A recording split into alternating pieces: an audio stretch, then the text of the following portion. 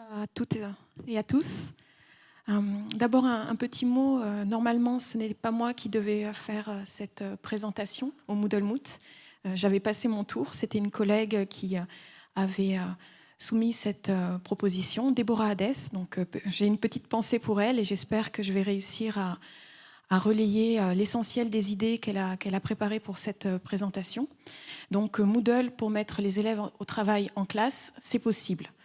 On a fait le choix d'aller directement dans une affirmation. Et donc, l'idée est de vous montrer un petit peu ce qu'on teste dans l'Académie de Versailles, ce que l'on essaye de concevoir avec les enseignants d'un projet qui est le projet e-éducation de notre académie. Et en tant que chargée de mission e-éducation à la délégation académique au numérique éducatif, nous avons accompagné de nombreux enseignants du premier et du second degré dans la conception de parcours sur la plateforme Moodle de notre académie.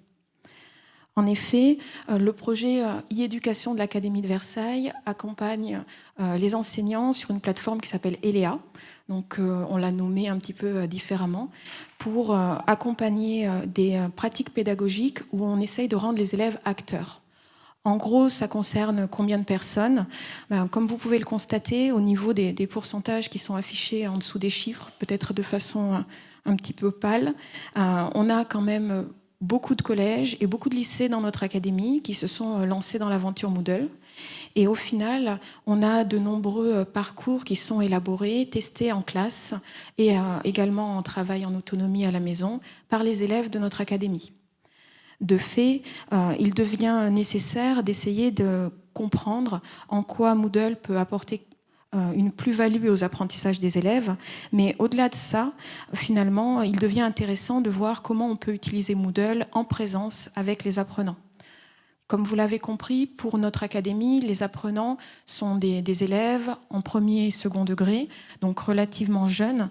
Et donc, c'est pour cela qu'on a développé une apparence de Moodle spécifiquement pour notre public cible. Et finalement, les enseignants de notre académie nous ont surpris. Au départ, on se disait qu'ils allaient se tourner essentiellement vers des pratiques de classe inversée, donc en utilisant la plateforme ELEA, donc notre plateforme Moodle, pour proposer des activités en autonomie à la maison pour les élèves. Et finalement, on est parti dans quelque chose de complètement différent, dans une utilisation quotidienne, en classe, finalement, quel que soit l'âge des apprenants. C'est pour cela que les 3 temps que je vous propose sont finalement liés à une analyse en présence des usages de Moodle. D'une part, du point de vue des apprenants, puis du point de vue des enseignants, et enfin, finalement, du point de vue de l'ingénierie pédagogique vers laquelle on les accompagne. Donc, pour le premier élément, au niveau de la mise en activité des apprenants, comme j'ai pu commencer à le dire, finalement, on s'est détourné d'une autonomie à distance.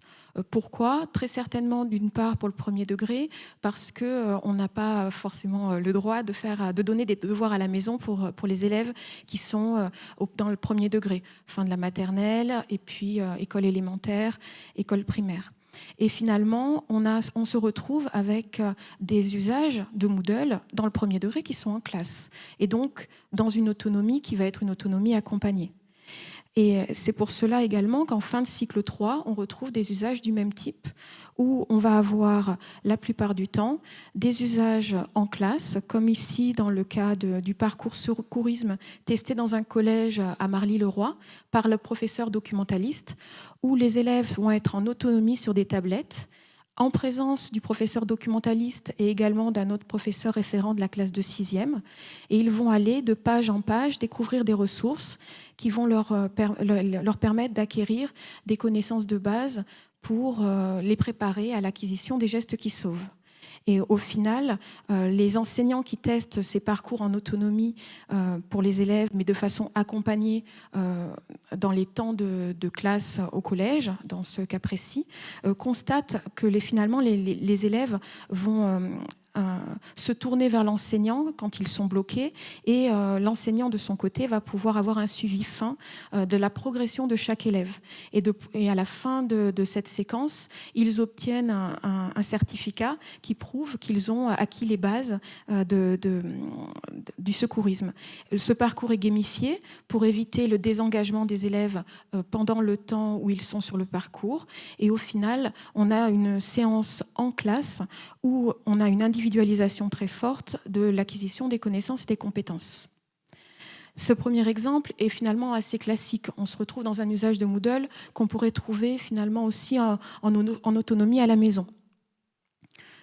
Cependant, au final, dans d'autres cas, on va avoir une immersion complète grâce à Moodle dans un usage d'une classe numérique dans un lycée, là aussi dans le département des Yvelines, où finalement le choix s'est porté vers une numérisation totale des ressources de cours pour faire en sorte qu'entre les temps en atelier et les temps à la maison, les élèves aient un écosystème complet grâce à Moodle et que finalement ils puissent utiliser l'ensemble des activités Moodle que vous connaissez bien pour déposer leur contenu créé pendant les temps de cours, retrouver les contenus des enseignants, retrouver les consignes, trouver également tout ce qui va être lié à des activités collaboratives.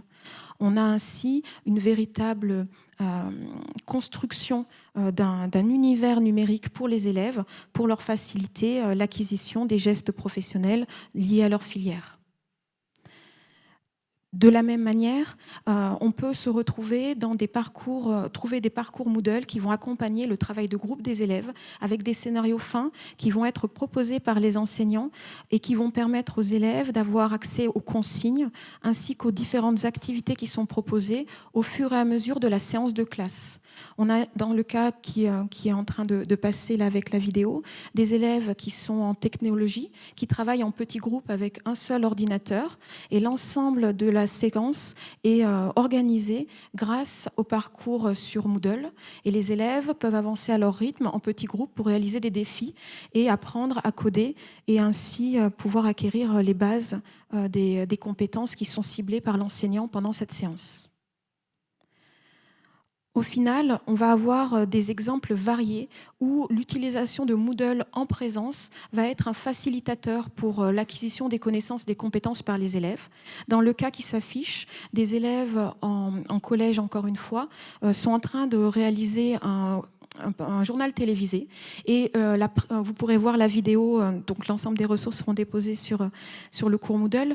Vous pourrez voir la vidéo et c'est vraiment impressionnant de voir leur aisance. On peut se dire qu'ils ont répété, or il n'y a eu qu'une seule prise. Par contre, l'enseignante qui les a accompagnés dans cette réalisation a réalisé un parcours Moodle qui était conçu pour accompagner les élèves dans la répartition des rôles, la réalisation du storyboard, la préparation de l'ensemble des textes des présentateurs, le tout pour permettre finalement une réalisation qui leur laisse une part de créativité, mais qui leur permet de s'organiser et de réaliser la production dans le temps imposé. Au final, et j'accélère un petit peu, on peut constater qu'un usage de Moodle en présence permet d'articuler finalement les différents types d'approches pédagogiques que l'on retrouve dans la plupart des séances ou des séquences que l'on peut présenter aux élèves, quel que soit leur âge, et qu'on retrouve également dans la formation. On articule ainsi dans un même parcours une approche qui peut être plus passive, plus transmissive, pour faciliter l'acquisition d'une connaissance, mais on peut aller jusqu'à une approche totalement interactive en présence avec des parcours qui vont avoir finalement un scénario qui va le permettre. Et dans toute cette façon d'élaborer les parcours pour pouvoir les utiliser en présence, on a évidemment des contraintes qui sont liées au matériel. Il est nécessaire que les élèves puissent se connecter à la plateforme, mais au-delà de ça, il est nécessaire que l'enseignant ait vraiment bien ciblé les compétences à travailler, l'articulation complète de la séance pédagogique et qu'il ait bien également ciblé les différentes étapes du scénario pédagogique qu'il souhaite mettre en œuvre. C'est seulement à ces conditions-là que finalement on va avoir, grâce à ces choix en amont de l'enseignant, une mise en activité efficiente des élèves en présence. Au final, on se retrouve avec des parcours Moodle qui permettent vraiment de varier les pistes pédagogiques en présence. On n'est pas forcément devant des élèves qui sont seuls devant une tablette ou un ordinateur. On est vraiment devant des séances extrêmement variées. Dans le cadre de notre accompagnement des lieux d'expérimentation autour de Moodle dans l'académie, on a pu constater qu'il y avait finalement autant d'usages que de professeurs et que finalement, il y avait une véritable plus-value à proposer des scénarios d'apprentissage qui vont être explicites et qui permettent aux apprenants, quel que soit leur âge également, de vérifier où ils en sont dans le scénario et de pouvoir s'engager grâce notamment à des scénarios gamifiés. J'ai vu une présentation tout à l'heure extrêmement intéressante à ce sujet, donc grâce à des scénarios qui peuvent être gamifiés dans finalement les attendus. Et on constate que les professeurs peuvent accompagner davantage les élèves grâce à un parcours Moodle pendant les temps de classe. Donc, on constate que c'est possible, mais au final, ça induit quand même quelque chose de fort au niveau du changement de posture de l'enseignant. À plusieurs niveaux. D'une part parce qu'on constate que les enseignants deviennent des concepteurs, en tout cas dans le second degré, dans le premier degré, c'est parfois très différent dans le supérieur, mais nous, on a tellement d'enseignants à accompagner qu'il faut qu'ils conçoivent eux-mêmes leur parcours. On peut leur proposer des exemples, mais ils doivent élaborer les contenus. Et cette conception de parcours, j'ai coupé la vidéo volontairement pour accélérer un petit peu, est finalement suffisamment riche, malgré l'acquisition de compétences qu'elle implique chez les enseignants, pour leur permettre de varier les rôles, de l'enseignant concepteur à l'enseignant guide, qui peut finalement proposer simplement un temps court sur Moodle en début de séance, ou au contraire un temps à la fin de la séance pour consolider des acquis et vérifier avant de corriger des devoirs ou de préparer la séance suivante où en sont les apprenants. On constate que cette grande variété de parcours conçus permet également une approche différenciée qui va très loin grâce à des plans de travail dans certains cas. Et les enseignants, là j'ai pris 2 exemples d'enseignants du premier degré qui témoignent et qui constatent que finalement un parcours Moodle, en leur permettant de suivre les élèves, permet de différencier les contenus. Les élèves peuvent choisir dans un parcours Moodle d'écouter la dictée de leur niveau ou une dictée plus difficile qui correspondrait à une classe supérieure. Et finalement, en leur permettant une autonomie, cela dégage du temps pour l'enseignant qui peut se consacrer à un petit groupe qui a vraiment besoin de sa présence pour acquérir les connaissances et les compétences attendues. Donc au niveau des enseignants, il y a un suivi de chaque élève grâce aux outils de suivi que vous connaissez tous sur Moodle et un renforcement des interactions, alors pas forcément avec l'ensemble du groupe classe ou du groupe complet des apprenants, mais de façon avec une logique temporelle variée et une concentration parfois de l'enseignant sur des petits groupes qu'il a préalablement identifiés. Et de la même manière, il y a une incidence réelle sur la façon dont il appréhende l'espace classe, puisqu'à partir du moment où on différencie, on va avoir tendance à réorganiser l'espace d'apprentissage et d'enseignement en conséquence. Un dernier point, très rapidement, puisque je crois qu'il ne me reste plus beaucoup de temps, mais j'ai commencé en retard. Donc sur l'accompagnement, au final, comment est-ce si on est convaincu que Moodle doit être utilisé en présence et que les enseignants qui le font doivent avoir les compétences en ingénierie pédagogique qui sont associées, comment est-ce qu'on leur permet d'acquérir ces compétences? Donc, au fur et à mesure du projet, certains d'entre vous m'avaient déjà vu intervenir plusieurs fois au Moodle Moot, on a identifié un certain nombre de compétences qui sont celles qu'on retrouve chez tous les ingénieurs pédagogiques, la scénariser, guider, médiatiser, intégrer et paramétrer, mettre en œuvre et partager, mutualiser. Et donc, pour ce qui est de la conception de parcours qui permettent un vrai accompagnement des élèves en présence, évidemment, il faut mettre un focus très fort sur la scénarisation, un focus très fort sur la mise en œuvre. Ce sont nos 2 axes de travail principaux pour permettre aux enseignants de se détacher, par exemple, de parcours en autonomie à la maison. Ce qu'ils vont faire spontanément dans une première phase, ce qui ne pose aucun problème, mais rapidement, pour qu'il y ait une vraie plus-value pour l'acquisition des connaissances et des compétences des élèves, on les encourage à aller plus loin dans les usages. Et notamment, et je termine là-dessus, un de nos outils, et c'est pour ça que j'ai mis un QR code plus gros, un de nos nos outils est un questionnaire qui est encore dans sa phase un peu d'expérimentation, puisqu'on a accompagné que 3 groupes d'enseignants cette année avec cet outil. Il s'agit d'un questionnaire de 19 questions qui permet de positionner chaque personne qui répond sur les 6 compétences que je viens de vous présenter, scénarisées, etc., avec 4 niveaux d'acquisition. Donc découverte, intermédiaire, avancé, expert. Et à partir du moment où on a répondu aux différentes questions, on est positionné sur le profil, donc sur les 6 compétences, on voit à peu près son niveau. Donc ça fait plus de 4000 profils différents possibles. Et les personnes qui répondent obtiennent un profil en PDF qu'elles peuvent récupérer et partager avec leurs formateurs. C'est notre point de départ de la dernière formation qu'on a élaborée cette année, renforcer ses compétences en e-éducation et qui nous permet justement de cibler les points de renforcement pour accompagner les enseignants vers de la conception de parcours qui mettent les élèves acteurs de leur apprentissage en présence. Je vous remercie pour votre attention.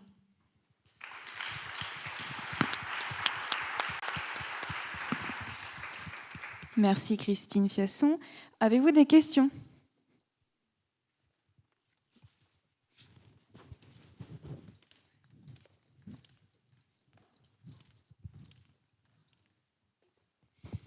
Bonjour, je suis Bonjour. Edith du Centre de ressources en langue de l'Université d'Haute-Alsace. Merci d'avoir assuré cette présentation brillamment.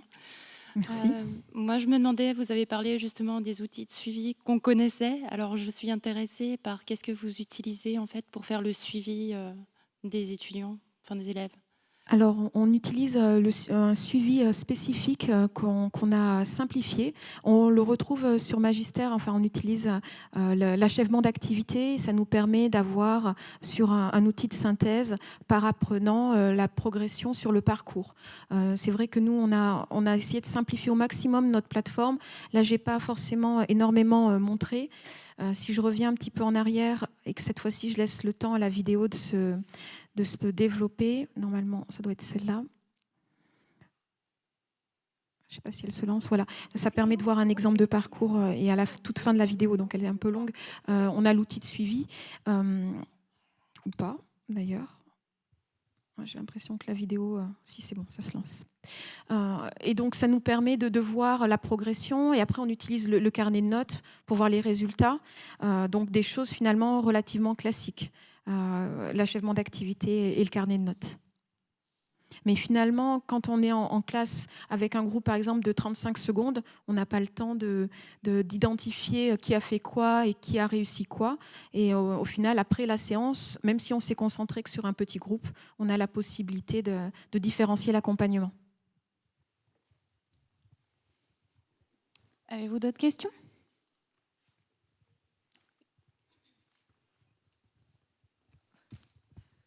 Bonjour, merci beaucoup pour la présentation. J'avais une question relative au contenu, parce qu'on voit les petites vidéos et ça a l'air très attractif. Est-ce que les contenus sont développés en interne dans Moodle ou c'est de l'apport, par exemple, de modules externes développés par d'autres éditeurs ? Alors, on a développé en interne dans Moodle, mais il y a un thème spécifique qui recouvre tout. Parce que l'une de nos contraintes, c'était le fait que pour des élèves, par exemple en cycle 3, donc autour de 10 ans, l'organisation des pages Moodle était trop complexe. Et donc, on a permis d'avoir une navigation horizontale pour éviter que les plus jeunes se perdent. Et donc, ça, ces données, on l'obtient grâce à un thème spécifique. D'accord, parce que là, on se rend compte, par exemple, à l'écran qu'on a du Moodle, mais si on revient juste un peu dans la vidéo, Oui. L'habillage graphique est tellement poussé, la question, est-ce que c'est à la portée d'un enseignant ? Parce que c'est vrai que c'est très esthétique, c'est très beau. Est-ce qu'un enseignant peut se le permettre ou finalement l'enseignant reste sur la scénarisation du parcours ? Alors, la plateforme à l'identique est déployée dans toute notre académie. C'est cette plateforme-là qui est notre plateforme académique. Alors, ce n'est pas si simple que ça. Rémi Lefebvre, qui est dans une autre présentation en ce moment, elle expliquerait mieux que moi. Et au cas où ça vous intéresse, il peut vous donner un accès avec un code de test pour la plateforme. Donc, il ne faut pas hésiter à se rapprocher de moi et de lui. Mais en effet, on a énormément transformé l'apparence de Moodle pour coller à notre public cible. Donc, les enseignants ne se soucient pas de cet aspect-là. Ils ne font qu'élaborer des contenus pédagogiques dans cette plateforme. Merci. Merci. Rémi, Drave Bretagne. Bonjour. Quel bénéfice pour les élèves? Est-ce que vous avez pu évaluer un bénéfice pour les élèves? Alors, ce qu'on aimerait faire, c'est travailler avec des chercheurs pour vraiment pouvoir avoir des données précises sur cette question-là, qui nous importe beaucoup, puisque nous, on a maintenant un nombre de lieux d'expérimentation extrêmement important. Mais pour le moment, au-delà des constats des enseignants et des constats des élèves, puisque cette année, par exemple, on est allé visiter un certain nombre de collèges, de lycées et même d'écoles pour interviewer à la fois les chefs d'établissement, les directeurs d'école, les enseignants et les élèves, pour voir un petit peu ce qui ressortait de l'usage de Moodle de façon régulière dans l'enseignement et dans l'apprentissage. Et on constate un retour très positif sur l'engagement des élèves, sur le ressenti des élèves dans leur capacité à s'approprier connaissances et compétences. Après, aucun enseignant ne positionne de façon verbale un progrès constaté sur une classe entière au niveau des résultats, tout simplement parce qu'il faudrait avoir un point de comparaison. Et là, on rentre dans des éléments de méthode quand même où la pente est glissante. C'est-à-dire, oui, du coup, avec une classe, j'utilise pas du tout le numérique, pas du tout Moodle, et c'est mon groupe témoin. Et puis avec l'autre classe, je vais faire de la pédagogie active avec le numérique. Est-ce que c'est parce que j'utilise une pédagogie totalement différente avec le groupe témoin que les résultats sont ce qu'ils sont, ou est-ce que c'est parce que j'utilise la pédagogie active avec Moodle que les résultats sont différents? Il faudrait pouvoir comparer avec ce qui est comparable. Donc ça pose des questions d'approche, et pour le moment, on aimerait avoir la possibilité de travailler avec des spécialistes de la question, justement pour pouvoir l'évaluer. Donc la réponse est non, je ne sais pas. À part un ressenti positif de tous les acteurs engagés et une diffusion toujours plus importante de l'usage de la plateforme par un bouche à oreille des enseignants, un ressenti positif et également une approche en pédagogie active en fait via la plateforme qui porte ses fruits avec le numérique. Bonjour, Olivier Wong, Université de Rennes. J'ai une remarque, une question, une remarque sur la notion de classe inversée. Je ne sais pas si vous connaissez l'ouvrage de Bergman et Sams sur la classe inversée. Et ils décrivent dans un premier temps justement des capsules vidéo qui donnent un devoir à la maison. Et ils passent ensuite sur le mode que vous venez exactement de décrire avec de la différenciation en classe. Et je trouve vraiment très intéressant d'avoir un témoignage réel au niveau de l'académie de ce type de pédagogie mise en place, qui est la vraie classe inversée, entre guillemets, décrite par Bergman et Sams. Qui n'est pas la seule personne à en parler. Il y a également Marcel Lebrun qui parle des classes inversées et qui montre qu'il y a plusieurs niveaux justement d'usage de la classe inversée, où on peut, en classe inversée niveau 1, c'est en effet la capsule vidéo qui est le schéma le plus connu. Et puis après, en fait, on va vers quelque chose de beaucoup plus même actif pour les élèves avec le numérique. On parle même de classe renversée. Pour peut-être celles et ceux qui étaient au CLIC la semaine dernière, il y a eu des interventions brillantes sur la question. Et du coup, sur le thème de la différenciation, je me posais la question dans les niveaux, notamment au niveau du primaire, il y a des référentiels de compétences au niveau national. Est-ce que vous avez intégré cette approche référentielle de compétences au sein de Moodle au travers des activités que vous développez ? C'est justement, on est en train de le faire. C'est dans les projets, et on travaille avec l'inspection à ce sujet. Comme nous sommes une académie, on a vraiment tous les acteurs qui sont des parties prenantes du projet. Donc évidemment les enseignants avec leurs élèves, mais également les cadres. Et donc sur la question de l'acquisition des compétences et du travail avec les référentiels de compétences, tout comme sur la question de l'évaluation, on travaille avec les inspecteurs pour nous assurer que le projet va dans une direction qui est cohérente avec la ligne institutionnelle. Donc peut-être l'année prochaine, une présentation à ce sujet. Merci. D'autres questions? Il y a une dernière question tout en haut.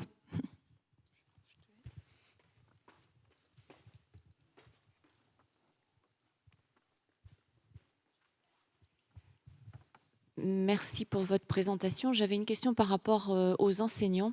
Comment vous faites dans votre académie pour que les enseignants acceptent de concevoir tous ces cours-là? Parce que ce qui revient souvent, c'est le temps passé à créer des cours en numérique, à utiliser Moodle.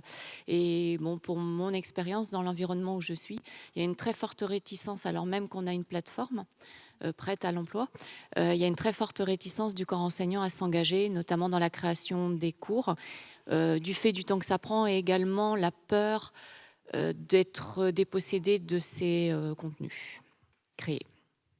Alors, comment vous avez fait, vous, pour engager les enseignants et qu'ils soient partie prenante?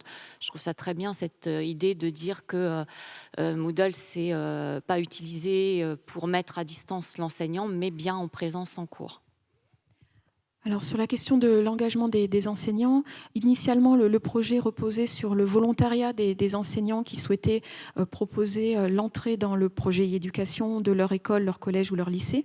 Donc de ce point de vue-là, on est sur un accompagnement qui du coup en est facilité. Mais une fois qu'une école, un collège, un lycée rentre dans le projet, il engage finalement une équipe pédagogique entière. Et ce qu'on fait, c'est qu'on propose un accompagnement dans les collèges et les lycées, par exemple.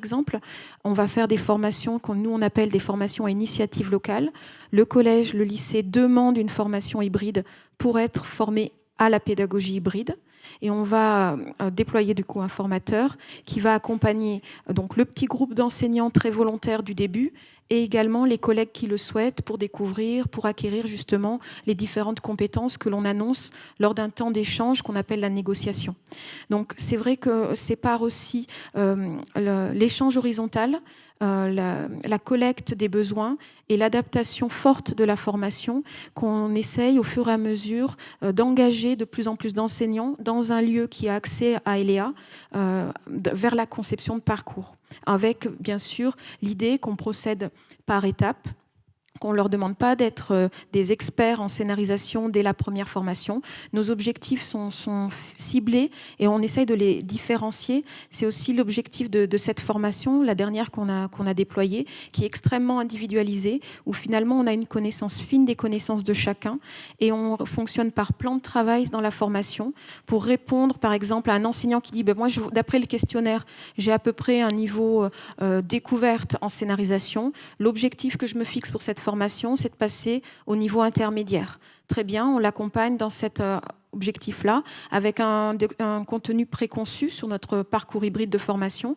Et ensuite, s'il ajuste ses exigences, on peut ajuster, nous, le contenu de la formation de façon différenciée. En gros, on essaye aussi de leur montrer la plus-value de faire en cours, ce que l'on leur montre en formation. Donc c'est aussi un moyen de les engager en essayant de procéder par palier, d'une part. Et d'autre part, il y avait une deuxième partie de la question, et je l'ai oubliée. C'était par rapport au fait que vous avez des enseignants qui sont peut-être des réticents par rapport au temps passé. Est-ce que c'est valorisé, le temps passé à créer, ou bien est-ce que c'est sur leur temps personnel? Comment ça se passe, quoi, en fait? Alors, ce sont des enseignants du premier et du second degré. Du coup, leur conception pédagogique n'est pas forcément valorisée comme on peut l'entendre peut-être par une rémunération supplémentaire ou quoi que ce soit. C'est dans leur temps de conception de contenu pédagogique qui correspond à leur fonction. Les collègues qui s'engagent dans cette conception font le choix, par exemple, au lieu de faire une séance avec une activité papier, de la faire sur ELEA, sur Moodle. C'est un choix personnel, ce n'est pas imposé. Certains refusent. Sur la question du côté chronophage de la conception, c'est intéressant que vous posiez la question parce que finalement, quand on questionne des enseignants qui ont déjà acquis les compétences de base nécessaires, ils indiquent que ça ne leur prend pas plus de temps de créer à partir de zéro un parcours sur Moodle que ça ne leur prend de créer à partir de zéro un cours classique. En fait, ce qui prend du temps, c'est pas de passer sur Moodle, d'après ces enseignants, c'est finalement de concevoir une séance pédagogique qui prend en compte les compétences des élèves, des objectifs pédagogiques ciblés, différentes modalités d'apprentissage, des ressources adaptées, etc., etc. Et c'est ça qui est finalement un vrai challenge. l'aspect Moodle, une fois qu'on a acquis les bases, qu'on peut considérer les bases techniques, finalement, c'est un élément qui est intégré à la conception, mais ce n'est pas l'élément premier de la conception. Donc finalement, le côté chronophage se révèle une remarque que l'on peut entendre chez les collègues qui débutent, mais qui est moins vrai chez les collègues qui ont intégré la conception Moodle dans une pratique régulière dans leur approche pédagogique. Donc à nous aussi de répondre aux inquiétudes du début et à éviter que la motivation du début disparaisse à cause de cet aspect-là.